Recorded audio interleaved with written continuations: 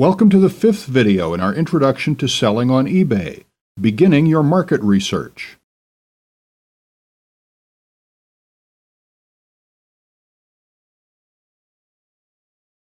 In this video, I'm going to talk you through getting started doing research for your eBay business. In marketing, there's the general rule that you want to focus in. You want to find and research something that people are buying now. Then you want to supply that product to those willing customers or prospects. Rather than just guessing what people want, you actually are paying attention to what people are buying, and then you make money by simply offering it to them.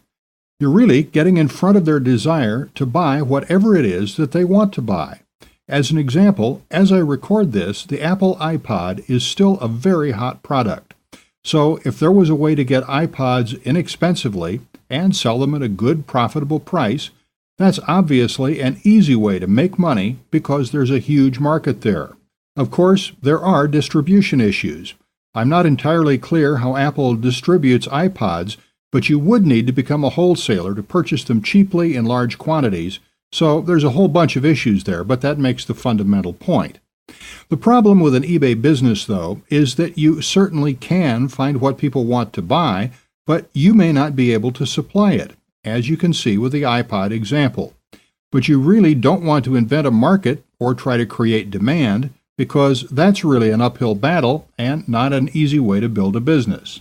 You have to find what people want, of course, but you also have to match it up with your real ability to supply what they want. In this video, I won't talk you through actually finding the products, but those are two keys to the problem. You have to find what people want, and you have to be able to source that, either through a wholesale arrangement, a drop shipping arrangement, or whatever. You have to be able to offer the product to your customers if they want to buy from you. And obviously, you want to be able to source the product at a price where you can make a profit, or at the very least break even on the front end, or the initial sale, so that you can create a customer and then follow up with him or her and make more money on the back end, on the repeat sales. So those are a number of things to keep in mind. But initially, I'm going to get started in this video just with some basic research. You could say that in a way, eBay reflects the Internet, and the Internet generally reflects people's shopping patterns. People want certain things, and they want them preferably at certain prices. So if something is popular on the Internet, then it's probably going to be popular on eBay. Obviously, something to bear in mind with eBay is that people often want that product cheaper than elsewhere. That's often why people go to eBay, because it can be a bit hit and miss purchasing on eBay because you don't know who you're purchasing from, if they're reputable, and so on and so forth. So you take slightly more risk when you buy on eBay just to get things cheaper than you would in a local store. So to do internet-wide research, or actually just before we get there, let's say you want to come up with an idea, and let's say you write down a whole bunch of ideas. When you write down ideas, don't limit yourself. Don't just stick to a few ideas, or otherwise you'll really limit yourself and limit your business. Write down all sorts of ideas, even if they don't particularly interest you for things you can sell on eBay. Obviously, this list will keep growing over time. Then you can look through eBay and look at various categories. For example, I have no knowledge of antiques, but as far as I know, antiques are a hot product, a hot category off eBay, or in the real world, so to speak, and also online and on eBay. So that would be a potential idea for me. But just as obviously, antiques is pretty broad, so you may want to click and drill down. And here are some subcategories: antiquities, classical, American, musical instruments, primitives, furniture, and so on. For example, let's be quite specific and say antique bookcase. Otherwise, if you search for something too broad, if you search just for antique, it's going to be so broad that the numbers won't mean much to you. You have to think of something you can potentially sell. So when you search for that, don't get too niche, don't get too specific, because then the numbers of people interested will be very low. So in this instance, I'm keeping it somewhat broad. I'm not saying, for example, antique mahogany bookcase. That's too specific. Keeping it a bit broader, I'm sticking with just antique bookcase. Okay, there are a couple of tools we can use to do internet-wide searches just to see how popular that search phrase and related search phrases are. First of all, there's Keyword Selector tool.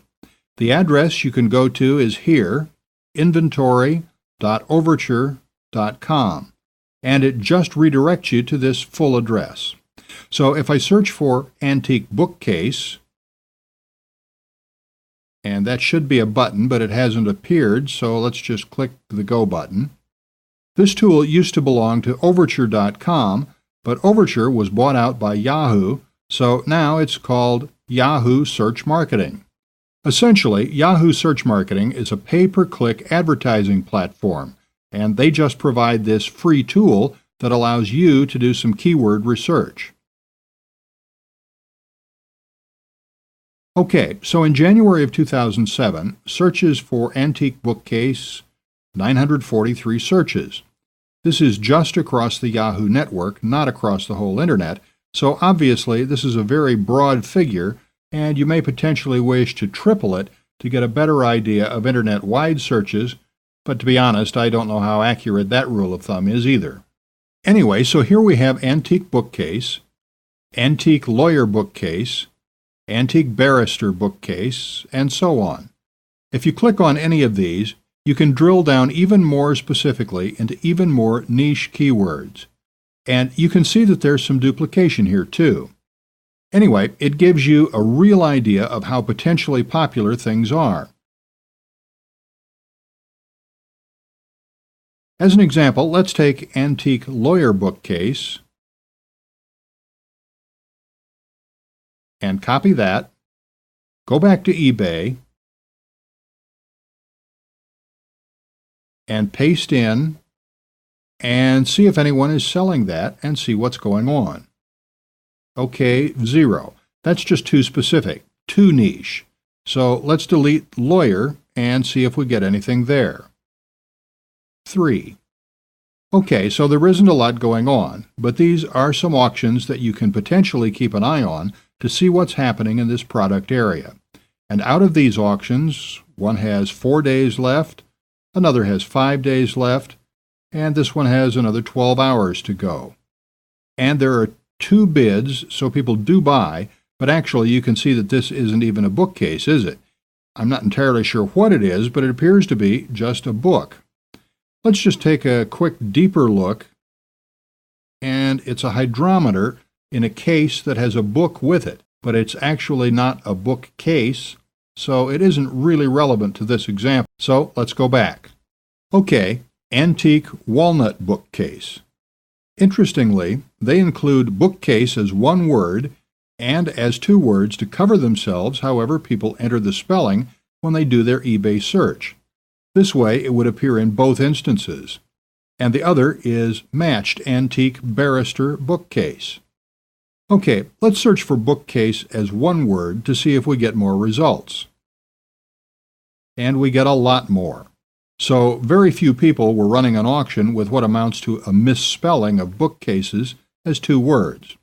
As a buyer on eBay, you can get bargains sometimes searching for misspellings like that because relatively few people come across them and few people bid on them. So that's something to bear in mind when you create your auction listings. Anyway, auctions for antique bookcase, quite a lot of activity. 22 bids, 3 bids, antique Tudor Renaissance curio china cabinet bookcase, and as you can see, there's really quite a lot going on here. I was misled by the initial search.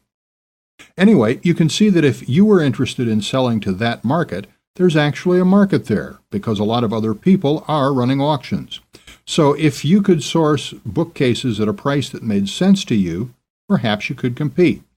So obviously, you would do research on auctions that are running, keep an eye on them, more on that in a later video, but the whole point is that using the Keyword Selector tool gives you some broad figures of how many people are searching internet-wide, and also niche terms that you may not have thought of, and more niche products, and then you can do your searches on eBay and see how that compares and exactly what's happening. Lastly, there's another free tool. You can get the paid version of this as well, but there's a trial version which is quite useful. It's Wordtracker.com, which has been around for many years. As it says, this is the leading keyword research tool.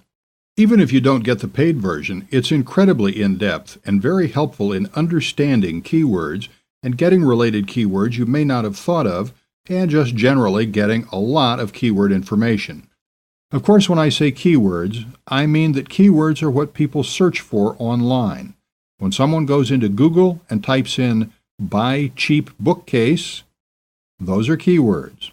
So keywords and keyword phrases, for example, this is a keyword phrase, this is what people are searching for online. According to Yahoo, 167 people searched their network for this specific keyword phrase in January of 2007. So this is a great way to begin doing research into what you can potentially sell successfully on eBay.